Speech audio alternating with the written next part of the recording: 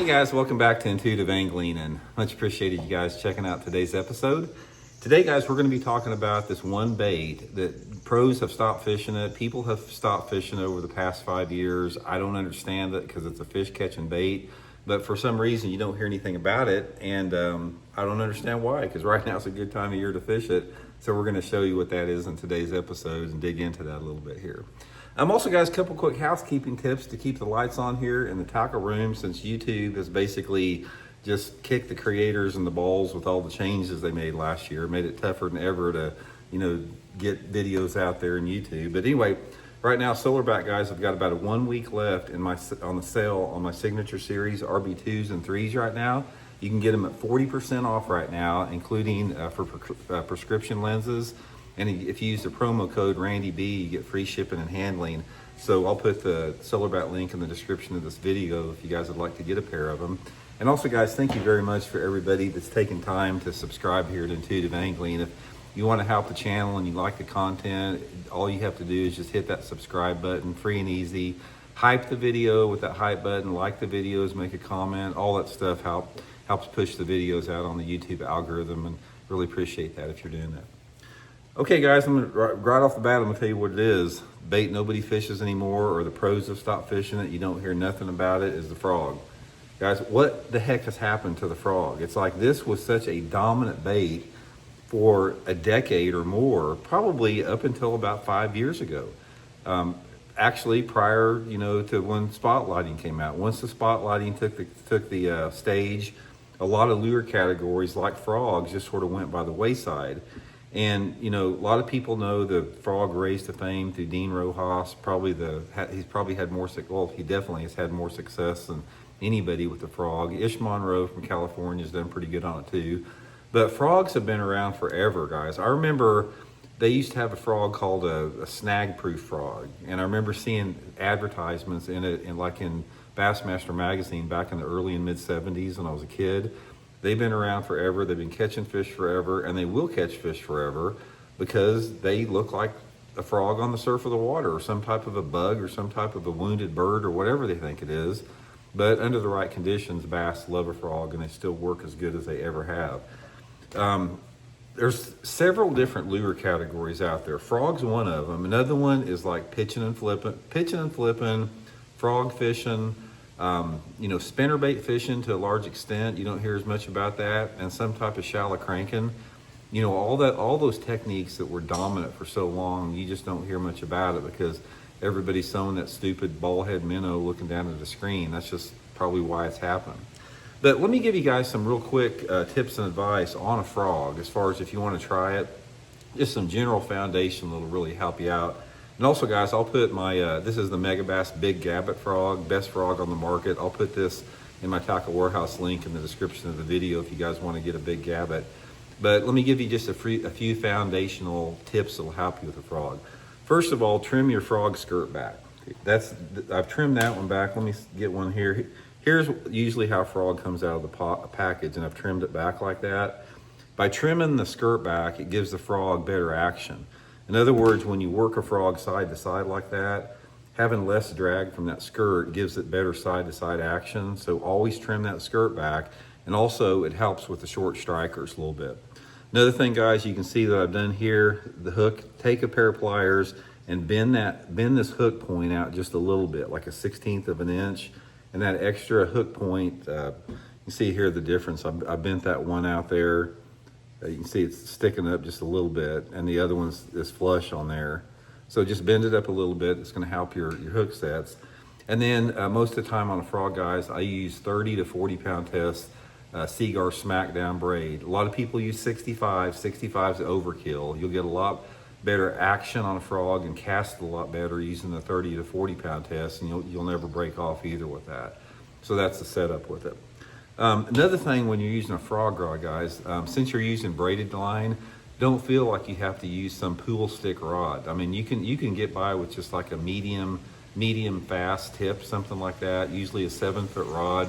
You don't want anything much longer than 7 feet because it impedes your wrist action. So I like to keep it around about 7 feet on there. I use that Megabass Perfect Pitch for my own personal frog fishing. Okay, frog fishing, it's like, what are some keys with it? What's going to help you catch fish on it?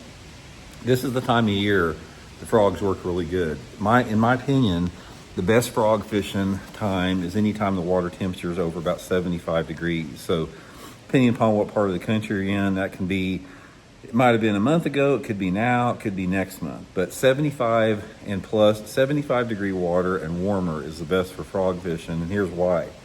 When you have water temperatures over 70 or 75 degrees, usually like in May and June, this is the signal and this is the start of the perch spawning season. So bluegills, black perch, pumpkin seed, red ear sunfish, they're spawning in the summertime. They spawn all summer. They don't just spawn once, they spawn all summer. And these perch live in shallow water, like on usually flatter banks, back in coves. And this is the frog situation. It's like you're fishing for these bluegill feeders and the perch feeders throughout the summer with the frog. So what I like to do is I always look for, I think some of the best frog water is going to be the same type of areas where you think the bass may have spawned at. So back half of the coves, flatter, hard bottom, type banks, that type of a thing. Those are the type of areas the perch like to spawn in. The perch spawn in the same type of areas of the bass, and those bass will live around that shallow cover all summer, or some of them will, feeding on those perch. So here's the thing you want to look for. Frog fishing can be decent around targets, like throwing it down the edge of a grass bed or next to a lay down tree in the water or next to a bush or a dock or whatever. You don't have to have that though. That can work, especially on days that are sunny, that's throwing off some shade. But some of the best frog fishing that you're ever going to have is just on bare banks that has some shade coming off on the bank. So in other words, if you're on just a flat, nothing looking bare bank back in an area where you think the perch are spawning, if you can get on those banks where the sunlight angle's throwing 3 or 4 or 5 foot of shade off on the water, throw that frog just on a bare bank in that shade pockets. Works really good for that. Anytime you have an overhanging tree also. An overhanging tree that creates some shade is a prime frog type of an area. And I'm talking primarily about open water frog fishing. Now there's 2 different types of frog fishing. You have your vegetation frog fishing where you're throwing it like over surface matted vegetation, lily pads, places where there's little holes in the vegetation. That's the traditional frog fishing. But with the advent of some of the walking frogs that they came about, 15, 20 years ago, that opened it up to like open water fishing, because a frog is basically like just a little short, fat Xerospook. It works side to side just like a spook does. So you can fish it on bare banks without any grass on it. In fact, that's how it came famous, is guys like Dean Rojas figured out how to catch them on a frog around, traditional areas that are not used for frog fishing. And it's a subtle top water. That's one of the reasons it works good, is it works good in very, very shallow water with spooky fish that are very finicky and nervous to be up shallow. Since it's a small bait, it doesn't telegraph itself. It doesn't make a lot of noise in the water. It's very subtle. You can pause it and you can stop it completely dead in the water, or you can move it as fast as you want. Bass just love them, man. Frog is such a great way to catch bass, and quality bass, anytime the water's a little bit warmer. So for me, it's like frog fishing for me usually starts in May, and I'll fish it on and off throughout the summer depending where I'm fishing. But my number 1 frog month is June. I catch more bass on a frog in June by far than any other month out there, because I think June is probably the heaviest perch spawning month out of the whole summer. So just throw them, guys. I don't know why people have stopped throwing them. You don't hear nothing about frog fishing anymore, but they still bite it as good as they ever have.